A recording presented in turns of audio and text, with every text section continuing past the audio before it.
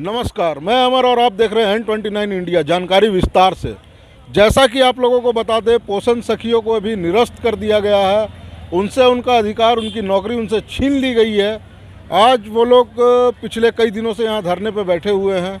क्या कुछ बात हुआ है या क्या कुछ पदाधिकारियों से इन लोगों का राय मशवरा हुआ है, अब इन लोगों से जानने की कोशिश, इन लोगों से साक्षात्कार करते हैं।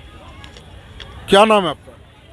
जी, मैं तारा गुप्ता बगोदर से, पोषण सखी।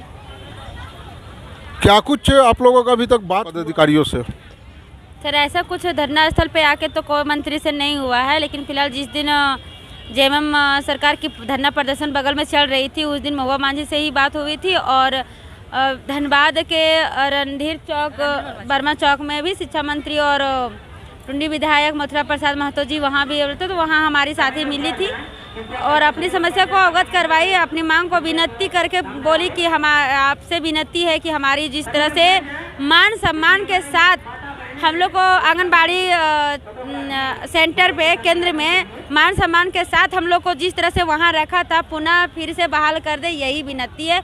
और यहाँ रांची धरना स्थल पे हमारी महुआ मांझी राज्यसभा सांसद जो महुआ मांझी है वो आई हुई थी।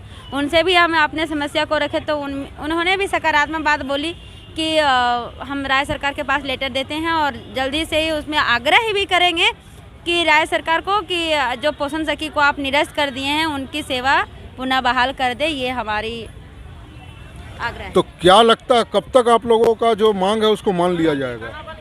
सर, अभी जिस तरह से सरकार निराशाजनक हम लोग के साथ व्यवहार कर रही है, तो हम लोग को खुद पता नहीं है कि सरकार हम लोग का बात कब तक मानेगी। क्योंकि आज हम लोग का धरना स्थल पे 9वां दिन है, लेकिन अभी तक कोई विधायक, कोई मंत्री या कोई भी उनके प्रतिनिधि अभी तक हम लोग का सुध लेने नहीं आए हैं। इसमें भी हम लोग सारे महिला हैं, छोटा छोटा बच्चा लेकर आए हैं, ठंड का मौसम है। इसमें हमारे जो भी विधायक या मंत्री हैं उनको चाहिए कि कम से कम एक बार धरना स्थल पे जाएं, उन लोग का स्थिति देखें। लेकिन आज अभी तक ऐसा कुछ भी नहीं हुआ है। हम लोग बहुत परेशान हो के सब जगह मिल के लेटर दे के सारे अपने समस्या से अवगत करा के हम लोग परेशान हो गए। तो हम लोगों को लास्ट एक निर्णय बचा हम लोग के पास, अनिश्चित धरना देना। तो हम लोग धरने पे आके बैठ गए हैं। लेकिन अभी तक कोई भी मंत्री, कोई भी विधायक या कोई भी उनके प्रतिनिधि अभी तक हम लोग का सुध लेने यहाँ तक नहीं आए। जब भी हम जहाँ भी मिले हैं, सिर्फ हम लोग को आश्वासन ही मिला है और इसके अलावा हम लोगों को कुछ नहीं मिला है। ठंड के दिन में जैसा कि आप लोगों को बता दें कि इन लोगों को यहाँ धरने पे बहुत कष्ट होता है। ठंड में रात बिताना बहुत ही मुश्किल की घड़ी है। अगर आप लोगों का अभी जल्द से जल्द अगर नहीं सुना जाता है तो फिर आप लोग क्या करेंगे? देखिए, फिलहाल तो हम पहले भी बोल चुके हैं, जो हम अपना शपथ जो ग्रहण करते हैं सरकार, उस प्रकार हम पोषण सखी बेबस होके 2 तारीख से शपथ ग्रहण करके यहाँ पे बैठे हैं। जो जब तक हमारी मांगों को सरकार पूरा नहीं करती तब तक हम धरना स्थल से उठने वाले नहीं हैं और रांची की धरती को छोड़ने वाले भी नहीं हैं।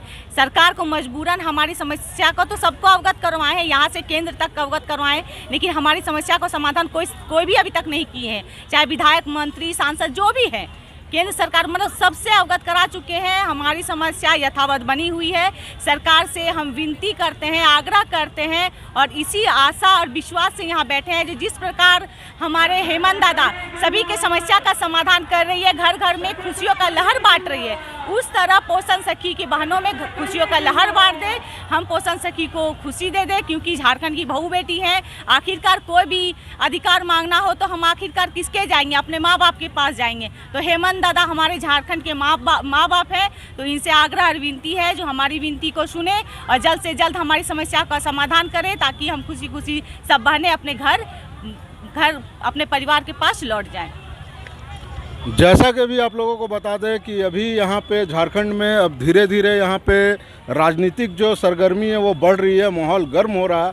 और जैसा कि अभी इन लोगों के साथ में किया जा रहा है, इन लोगों की संख्या लगभग झारखंड में 11,000 के आसपास है। तो क्या कुछ होगा वहाँ पे और इस बार इन लोग इलेक्शन में किनको चुनेंगे वो भी थोड़ा इन लोगों से जानने की कोशिश करेंगे। अगर झारखंड सरकार आप लोगों की बातों को अगर नहीं सुनती है तो इस बार आप लोग किनका सरकार बनाने का काम करेंगे? हम लोग बस यही चाहते हैं कि हमारी खोई हुई प्रतिष्ठा हमें वापस कर दें। ये महज 3,000 की नौकरी की बात नहीं है, यह हम सबों की सम्मान, आशा और स्वाभिमान की बात है। हम लोगों की नौकरी जाना केंद्र और राज्य के लिए शर्मनाक की बात है। हम लोगों पर कुपोषण की जिम्मेदारी थी, और हम लोगों ने अपने कार्य को ईमानदारी निष्ठापूर्वक अपनी जिम्मेदारी को कोरोना काल में भी काम किया। लेकिन बहुत ही दुर्भाग्य की बात है कि सरकार हम लोगों को बेटियों के बारे में इतना ध्यान देती है और हम बेटियों के साथ ऐसा अन्याय क्यों किए। इसी का जवाब ढूंढते ढूंढते हम लोग थक गए और एक आशा में बस आशा ही मिलती आ रही है कि आप लोग के बारे में सोच रहे हैं, विचार कर रहे हैं, विचार कर रहे हैं। लास्ट में हम लोग को नहीं कुछ समझ में आया तो आज हम लोग अनिश्चितकालीन धरना पर बैठे हुए हैं और बैठे रहेंगे जब तक माननीय मुख्यमंत्री जी श्री हेमंत सोरेन जी हम लोग को समस्या का समाधान नहीं करते हैं और सम्मानजनक हम लोग का मान सम्मान देते हुए हमें घर वापस नहीं करते हैं। जैसा कि अभी आपने इन लोगों को सुना, बिल्कुल सही कह रही हैं। जैसा कि सरकार बोलती है बेटी बचाओ बेटी पढ़ाओ, लेकिन कहीं ना कहीं इतने महिलाओं को बेरोजगार करके सरकार ये गलत कर रही है और हम आशा करते हैं कि इन्हें इनकी नौकरी जल्द से जल्द मिल जाए। धन्यवाद।